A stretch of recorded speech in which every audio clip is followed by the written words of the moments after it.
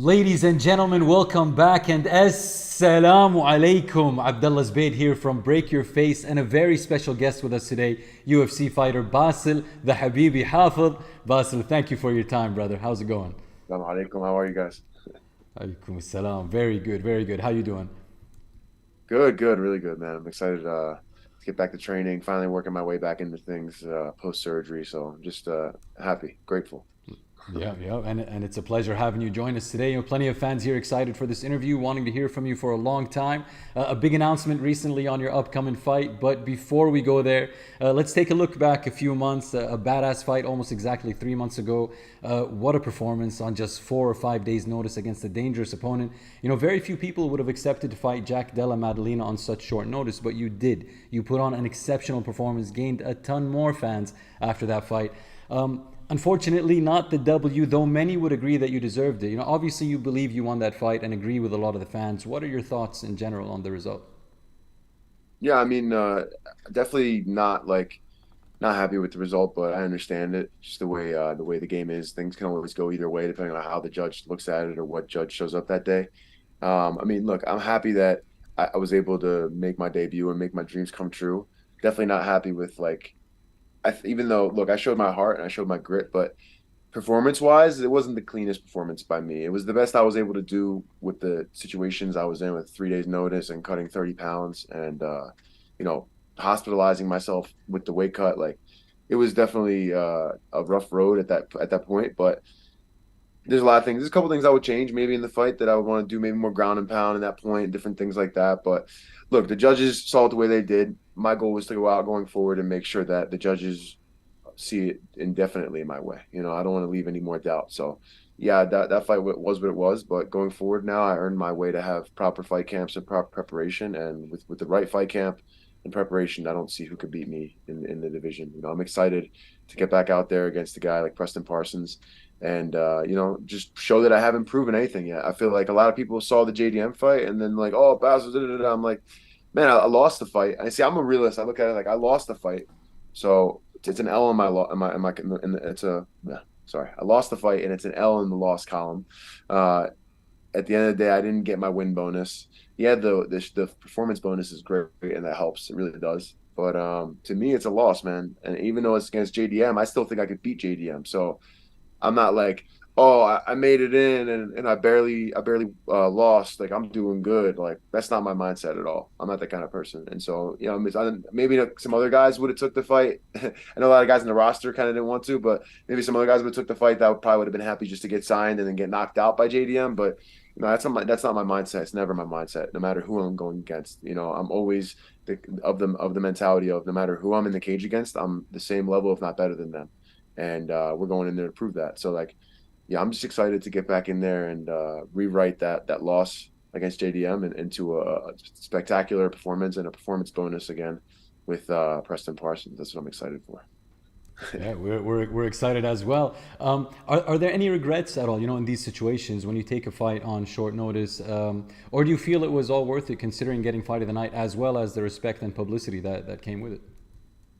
No, I mean, look, there's always going to be like, oh man, like I went out there, I didn't have the cleanest performance. I got a loss now as well. But man, I'm not in this sport to sit here and look pretty. Like some of these guys are picking their fights and trying to have. They might not want to take that fight because it's going to affect them or affect their record, and they don't want to look bad and this and that. And it's like, you know, this isn't a sport where you sit there and try and look pretty, man. You have to get in there and get gritty and get ugly and really show that you deserve to be there. So to me, like man, I was so grateful the opportunity came. Like, there's not one bit of regret in taking that short. Like, yeah, I didn't feel great. I was like, I would say on the verge of almost death with the organ failure and things happening. Like, I was very close to reaching those points with my weight cut because of how bad it was and how drastic it was. But, you know, I don't take back anything because I'm healthy now. I'm fine. I'm never gonna have that bad of a weight cut going forward. You know, that was like the last straw, if you will, like the final one I ever have to have. And so I earned I basically gained what I wanted. So what I wanted was to go out there and fight my heart out and not get finished by JDM, but almost finish him and show that I'm a good fighter that deserved to be there. And then, you know, get a performance bonus and also earn my stock in the UFC. And I feel like I did all that in that in that fight. So yeah, loss sucks because I feel like that's the only reason the loss happened is because of the short notice, like not being able to clean up every single area with cardio, with strength, with timing, with game plan, with anything. People say that, oh, he took the fight on whatever short notice too, and he had two weight cuts in it. Man, he had two weight cuts because he obviously was doing the right thing, so it was easier for him to make this weight second time, or easy for him to make the weight second time. It wasn't a hassle. He didn't have problems. And in reality, he prepared for Sean Brady, which I ended up going in there and giving him a similar type of game plan that Sean Brady was gonna implement. I mean, I'm gonna tell you right now, I don't think Sean was gonna strike with him, especially after what happened with Bilal. I didn't see that happening. And I think a lot of people didn't see that happening. So like for me, like, I went in there and what's craziest for me is like I went in there on 3 days notice. My game plan was 3 days notice. I didn't wrestle really at all during sparring in the camps leading up to that, in the camp for Evan Cuts. I haven't been practicing any of that. I just been working mainly on my striking. So that was me coming up with, going into my bread and butter, what I'm good at, even though it was sloppy on 3 days notice, being able to come up with a game plan that I could almost beat JDM off my couch. So to me, like, there's no regrets. No. People can look at that fight and see that and say, like, that's Bassil, that's fine. And then you can think that and you can stay with that. And I'm gonna just keep improving every single fight and showing something different every single fight. And just continue to earn my stock. I'm never satisfied. I'm not satisfied with that loss and the performance bonus. I want to win and a performance bonus. I want to finish and a performance bonus. That's how I want it. Yeah, and that's what we want to see. Now, Bassil, you touched on a couple of things here. You mentioned a weight cut. I watched an interview. You were talking about you got some air in your chest near your heart, somewhere where it shouldn't have been, basically during the weight cut. You also just touched a little bit on a surgery that you had. I'm guessing that was after the fight, though. Something, probably an injury sustained during the fight. Can you tell us a little bit about these health issues? I had a motorcycle accident that I almost got really messed up in. I fractured my wrist in that pretty good, and I got hurt. And I also had some other injuries that I was out. It was like a month and a half before the JDM fight. I was preparing for short notice, hoping to get one, was in great shape, said yes to a couple guys. They said no, or whatever it was. Then it was like a short period was okay. There's not many fights going on right now. No opportunities. Ironically, like I was working a job and I ended up taking my motorcycle out to go to work that job one time. I'm heading back and I got cut off really bad on the road, and I lost control of the bike and ended up crashing. So I had some really bad injuries. I wasn't going to be able to fight. Then fast forward, I get myself healed up as best as I could to where I'm able to at least go to sparring without missing days. And I'm just doing what I can now. Finally starting to feel like myself again. Boom, the JDM opportunity happens. And so for me, I was saying yes. I wasn't going to say no regardless. So I didn't really have even really a good camp or a camp. It was more like getting healthy from the motorcycle accident. And then when I went into the fight, I refractured my wrist like pretty good at a different spot, I guess, from when it originally was hurt.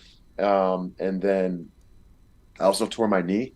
But aside from that, the weight cut was so drastic that I think the weight cut is what caused the air in my chest, because the doctors, I don't think, had experienced or know what a weight cut, what fighters do for weight cuts, especially guys that have drastic weight cuts. It's like literally on the verge of death. So I don't think they had a lot of experience with that, so they didn't really know how to diagnose it. In my opinion, it's from the weight cut, because he hit me with a lot. Hit me with good body shots. He hit me with the kitchen sink. Hit me clean in the face. Hit me with a nice hook in the third round where I was tired, and he just timed it with a good dip and flipped me real good. It was nice, but I've been hit harder, man. I'm not gonna lie. Like, my body didn't hurt me at all in the hospital. My face, I just wanted to make sure I didn't have a concussion, and they were like, "Yeah, you don't have a concussion. You're fine."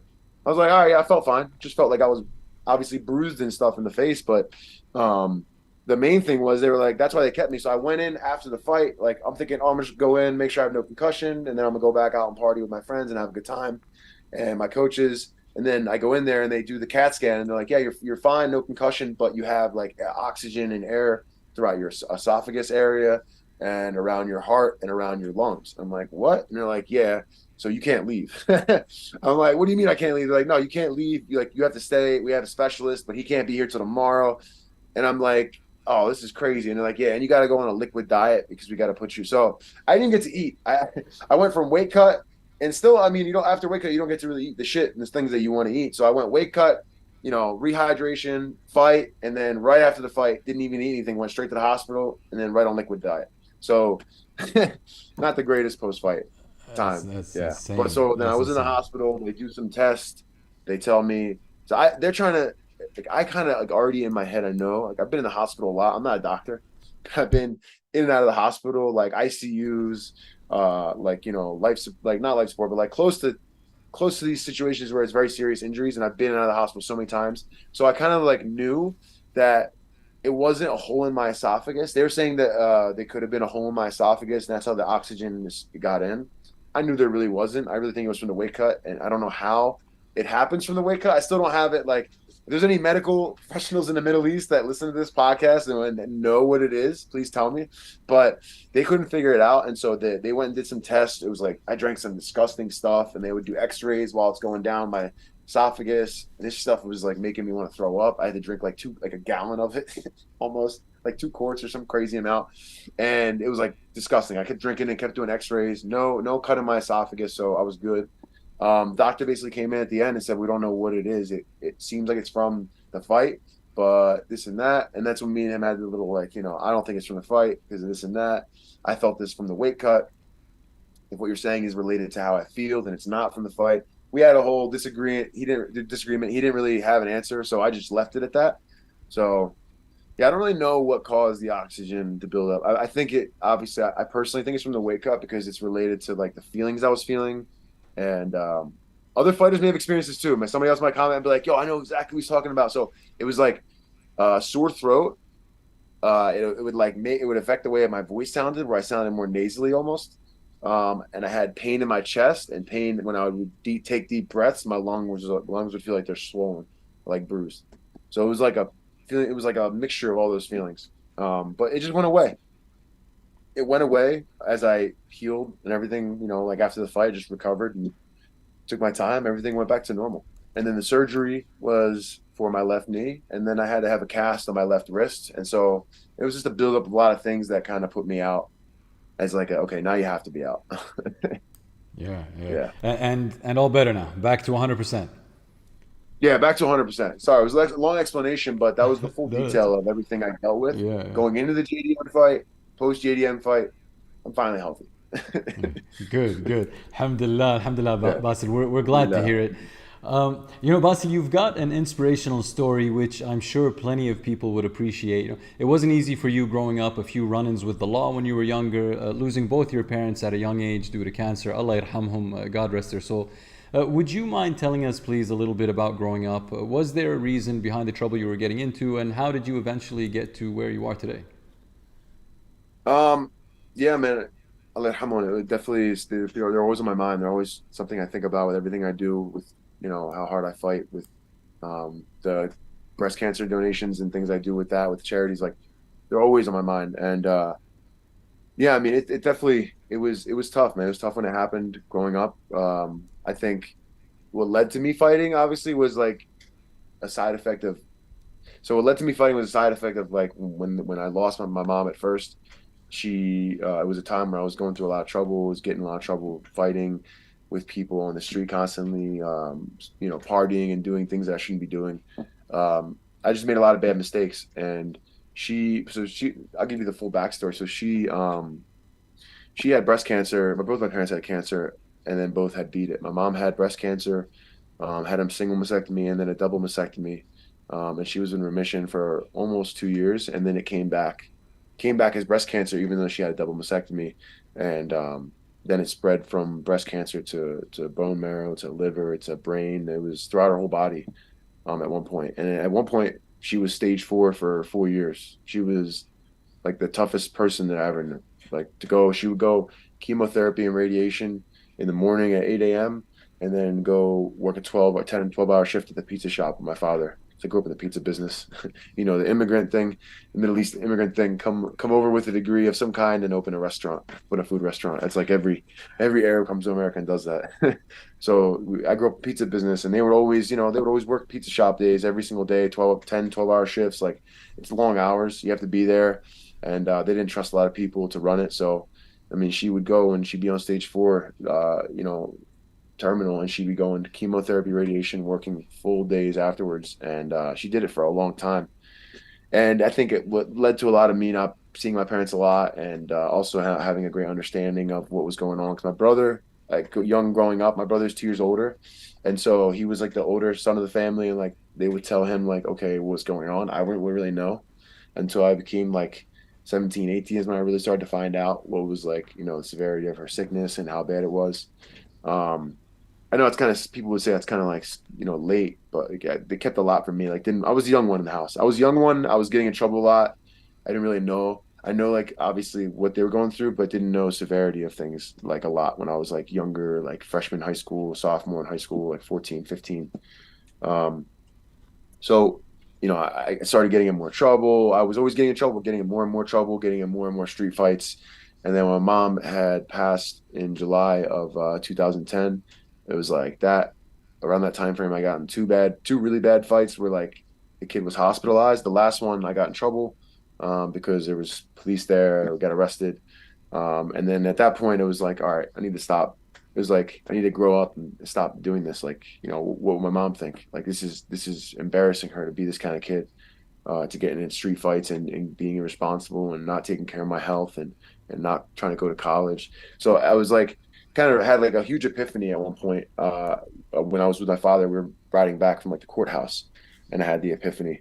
And I'm like, he's dealing with everything he's dealing with. Like, he just lost his wife, my mother, and like now he's got to deal with me, almost maybe going to jail for a fight. And it's like, and he also has to run the pizza shop, and it's like he's got all this on his shoulders, and it's like I think a lot. I didn't grow up until that point, and that's when I really realized like I need to stop being a little kid, a stupid kid. I need to be a man.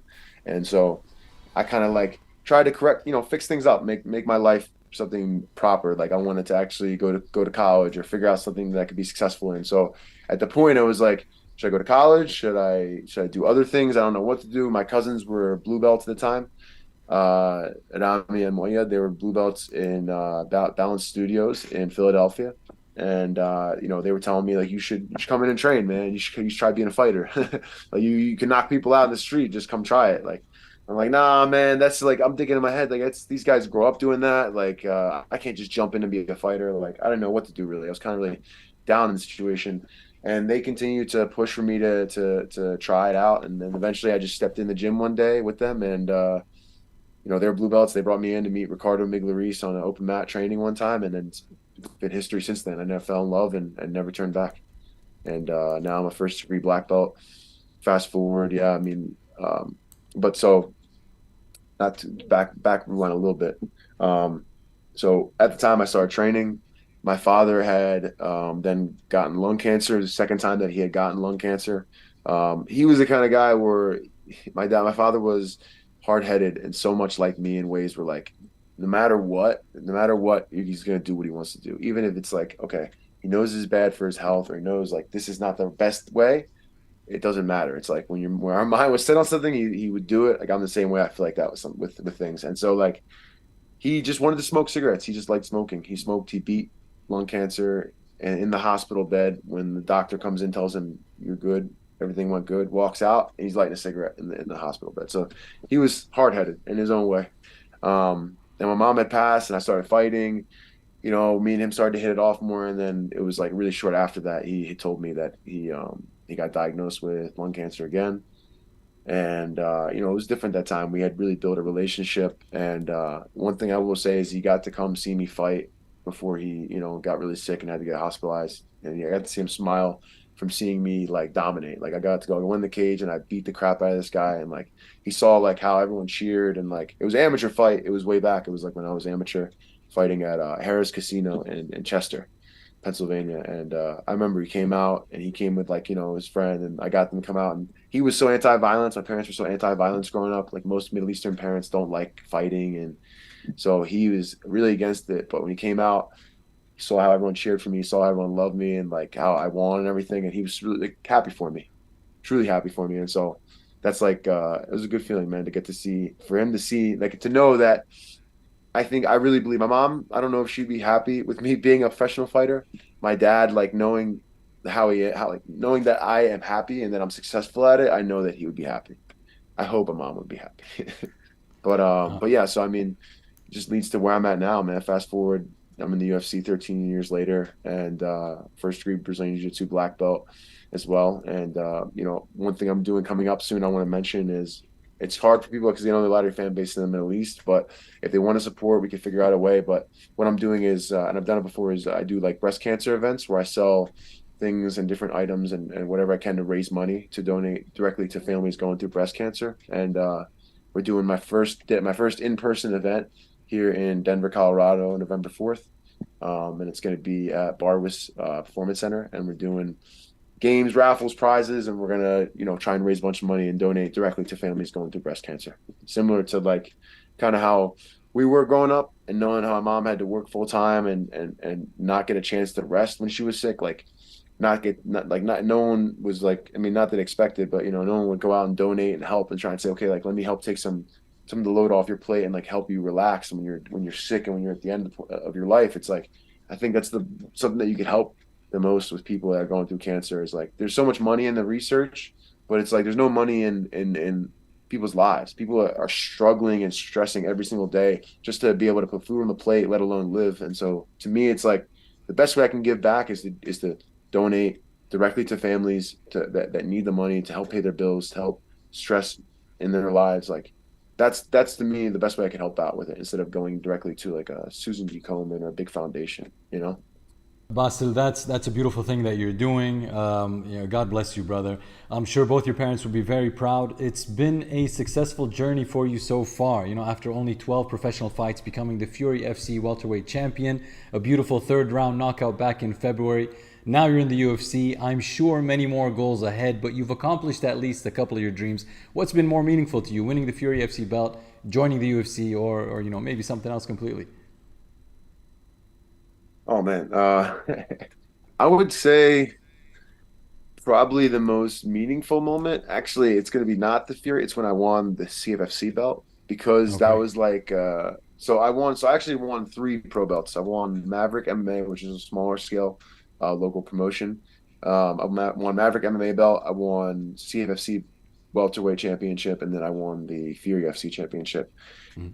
I would say though the local out of all the local titles, it has to be the CFFC because Okay. the Fury FC was great. It was more like a gratification of man. I don't know. Actually, it's tough question. Now I'm like, nah, I don't know, man, because the Fury one put me back on the map. So each one has their own like it's like a specific chapter in my life, right? The first pro belt I won at Maverick was like a good feeling because I never really won a pro belt, and I Mhm. feel like I deserved it. When I won the CFC belt, it was like a time where I had came back from I had a car accident followed by knee surgery for I was out for like a year and a half, and I'm being told by everyone I'm never going to fight again. I should just get a different job. I actually had to work a career job and like step away from fighting for a little bit Okay. just to not obviously go homeless. And so it was like a very tumultuous time that led to like, me winning the CFFC belt by first round triangle when I did. And I beat a guy who was undefeated Canadian. So that to me is like number one, number one. Yeah. Number two would probably be getting signed to the UFC because my dream, right? Yeah. Coming Yeah. true.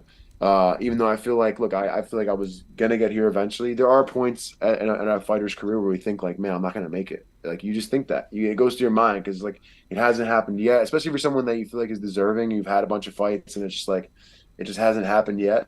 There's always that feeling of like, man, am I gonna make it? Am I gonna do it? Like, is this gonna actually happen? Like, is my dream gonna come true, or am I gonna just be a guy who always almost made it? And so that right there is it's a tough thing, man. Maybe I would say then the UFC getting signed to the UFC and the winning the CFC belt was they're tied up there. Winning that Fury belt was very important to me because it was beating a guy by knockout, which I've never had a knockout in my whole pro Mhm. career, and being a guy by knockout that I lost the first time to by not fighting smart and losing my opportunity then to get signed to the UFC straight up. So it was kind of like it was kind of like it has its own weight to it Yeah. when I won the Fury belt, especially with who I Yeah. beat. But yeah, getting signed to the UFC and winning that CFC belt definitely No. high up there for me. Just because the Nice. Nice. moments, man, I'm thinking like being Yeah. overcome with Yeah. emotion and like actually crying, like or actually being like like damn, like in shock. Yeah. Yeah. When I knocked Cuts out for the for the Fury belt, it was kind of like I really believed I was going to do it, man. Like I really didn't have any doubt in my mind that I could knock him out and that I could do it in the fashion I did. And so when it happened, it just happened. You know, it was kind of like it was a great feeling, but it was like, yeah, I knew I could fucking do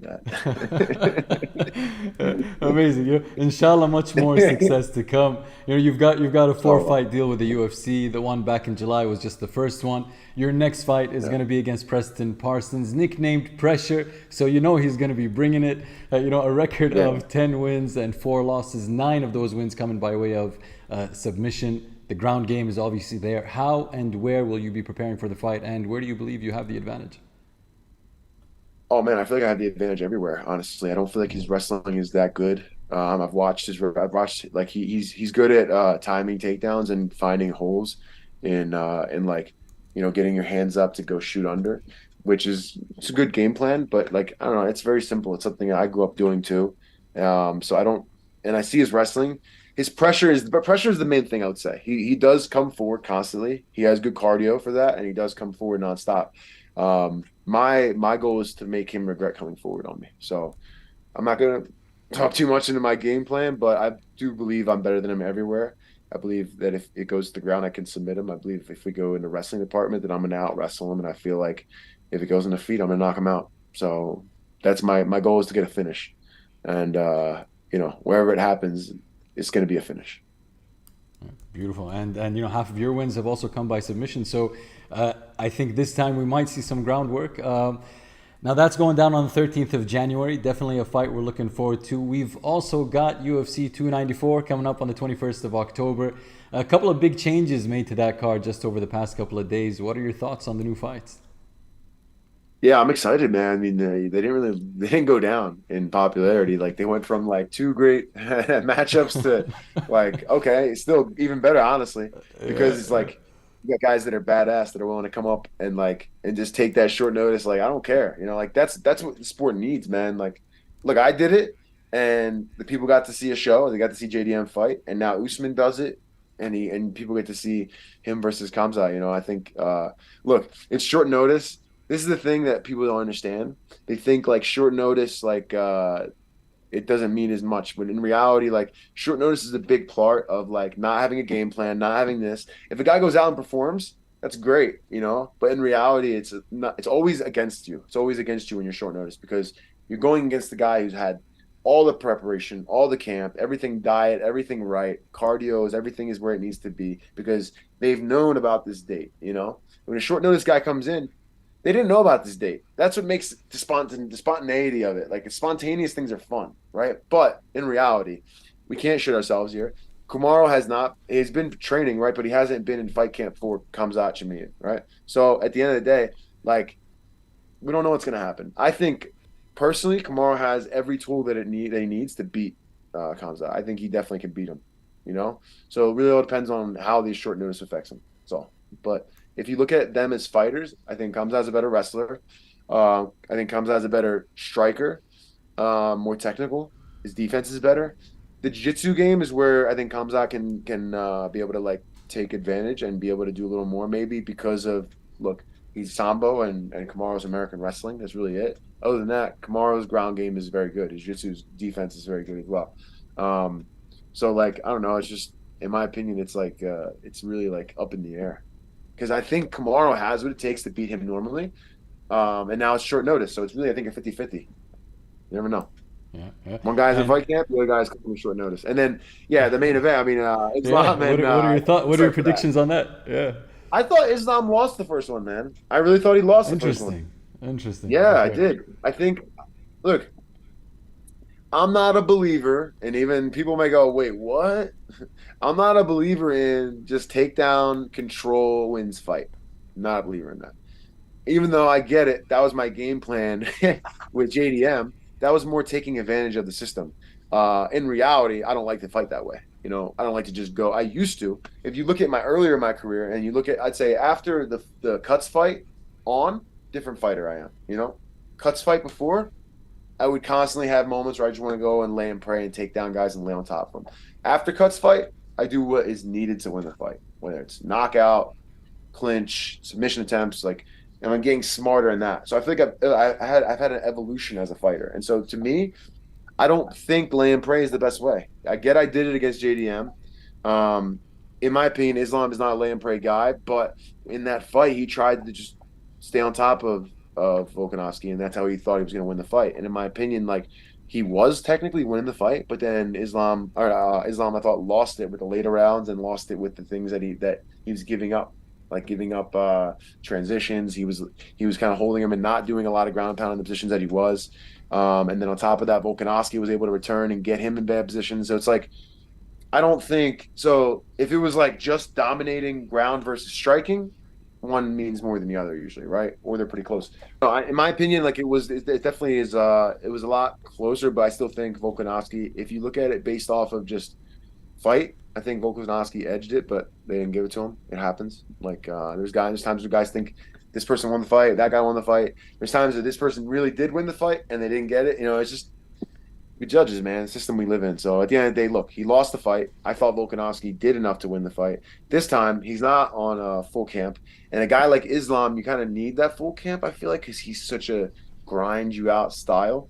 And that's why I think Volkanovski was able to nullify him in the first fight because like he was in just as good a shape. And usually Islam fights guys where he's able to eventually break them. So I don't know. That one I think is gonna end up going to Islam in the rematch. Yeah. Just off of Okay.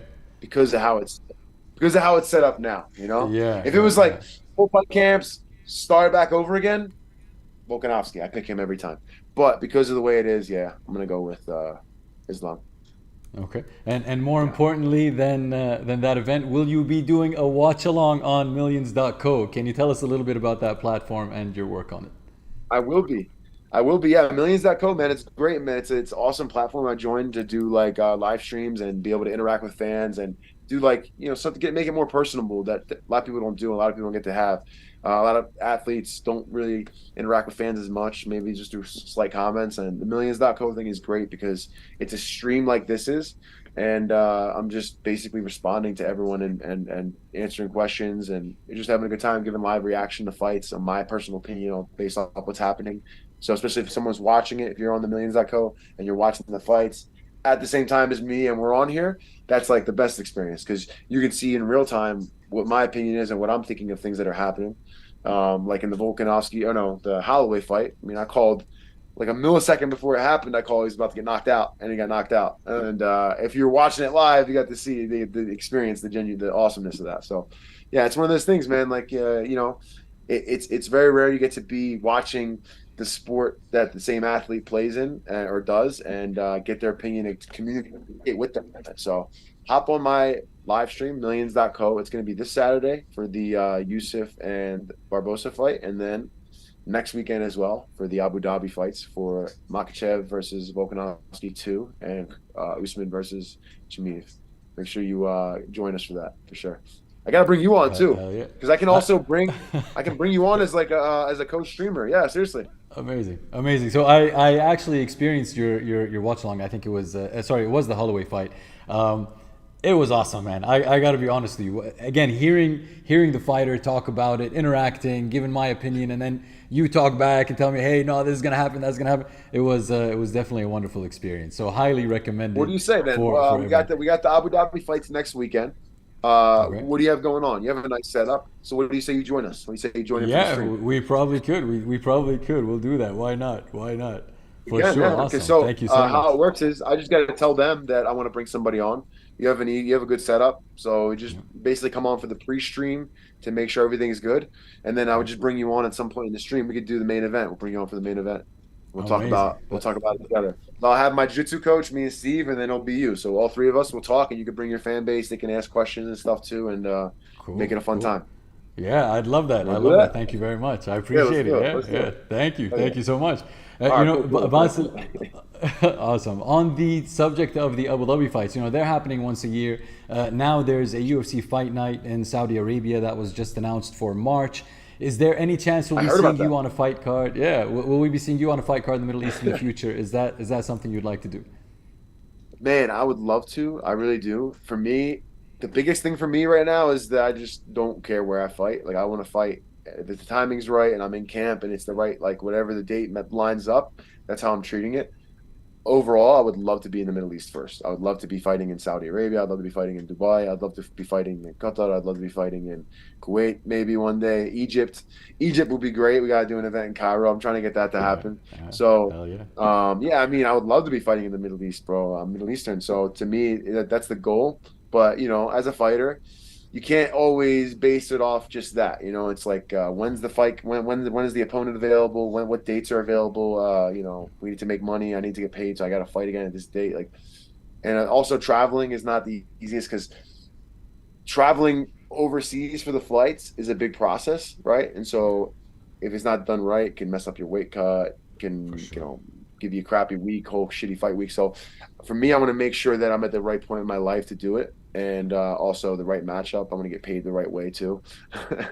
So that's the goal. I do want to be in the Middle East, and I want to fight in the Middle East a lot. And I want to, you know, do that. I want to bring out the fans and try and get more people involved in MMA in Middle Eastern countries, because it's not really, there's a big fan base, but it's still very not saturated, I would say, as it could be.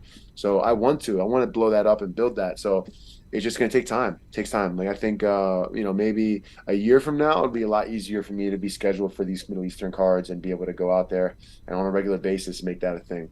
So, but as for now, I just have to go with like whoever the matchup I get offered and where it's at. And it's like, so this one coming up is in Vegas, but inshallah in the future, I'll be fighting in the Middle East. That Saudi card might be good. I don't know. Yeah. It really depends on what happens between January and March. If I go into January fight and I come out with no injuries, and obviously March is around the corner, 100% I would love to fight in Saudi. I'd love it. Be a great time. Yeah. You know, I would not hesitate at all to say yes. But like same thing, I got excited and I started speaking ahead about fighting this year and fighting again, and then I had the injuries, and now it's like, oh, I said I was fighting in the fall or late fall or in like close to the winter in 2023, and now it turns out I'm not able to do that. So for me, I'm gonna wait.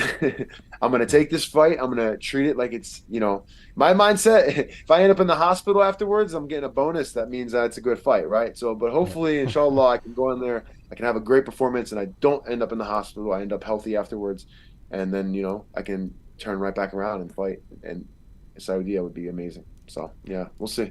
I don't like to talk too much ahead of it, make it like happen. It doesn't happen, then it's like, oh, this dude talk too much. No. We, you know, Bassil, we definitely hope to welcome you back here one day and hopefully meet you in person, inshallah. Until then, brother, thank you so much for your time. It's been a pleasure. We're looking forward to your next fight, January 13, Bassil Hafez versus Preston Parsons. Stay tuned to Break Your Face for the latest on that, and make sure to follow Bassil on his social media accounts as well. Thank you again, sir, and all the best to you. Make sure you guys follow me, guys. Seriously, keep up with my account. Keep up with all the breast cancer shirts I'm selling. I'm selling these shirts. They're on millions.co. I have this. Let me grab the other shirt too, so I can show you guys. Let's see it. So I have this shirt. I have more merch coming out, but the Habibi simple with the red line. I got Habibi Miami Vice style, right? 100% of the profits of my profits are being donated to breast cancer. I want to thank all my sponsors real quick. Dependable Solutions, More Homes Colorado, Sheath Underwear, best underwear in the game, Basel 20 for 20% off, Technicare Mechanical, Delco Steaks, My Fit Foods, Yakitori Boy, Huda PHL, JB Health Associates, PA Pain and Rehab, Blade and Badger Barbershop, and Place of Peace, BJJ. Thank you guys for making this possible. But yeah, buy these shirts. 100% of them are going towards breast cancer donations. I'm not taking a single dime from it.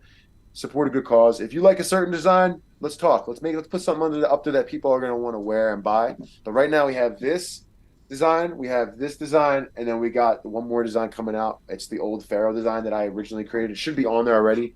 I'll double check if it's not. But yeah, buy the shirts, man. They're comfortable and support a good cause. And thank you, Break Your Face, for having me on. And I'll see you on my Million stream. Hell yeah. And right here, since you brought up the t-shirts, you know, I'm going to commit to buying at least a few of those. We'll do a giveaway in the future on our account. We'll make sure to tag you and mention you. Ship it to anywhere in the world to any of the winners, just to show some support, Bassil. Thanks again. That'd be awesome. That's why you got to follow Break Your Face podcast, man. This guy's doing good stuff out here. Okay, make sure you follow this, guys. Habibi, let's go. Let's do it. Let's go. Appreciate it, brother. Thank you very much. We'll talk soon, Bassil.